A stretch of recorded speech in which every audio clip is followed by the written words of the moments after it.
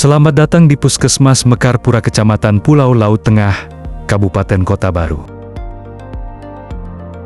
Berikut akan kami sampaikan etika batuk dan bersin yang benar untuk melindungi diri kita dan sekitar.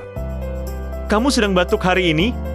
Batuk dan bersin merupakan proses pelepasan bakteri atau virus dari saluran pernapasan yang dikeluarkan melalui percikan udara maupun cairan dan bisa menularkan ke orang lain. Berikut adalah contoh batuk dan bersin yang salah. Jutaan kuman dapat menyebar di udara dan menulari orang di sekitar kita.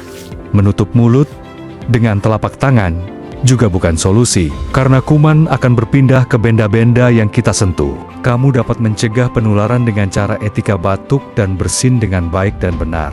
Berikut adalah contoh etika batuk dan bersin yang benar.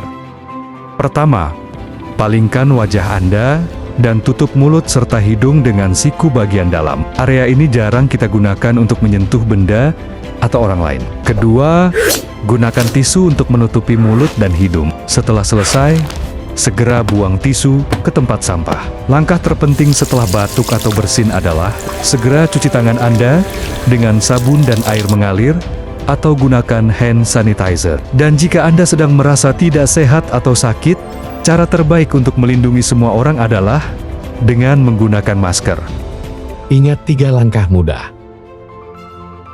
Tutup dengan siku bagian dalam. Gunakan tisu.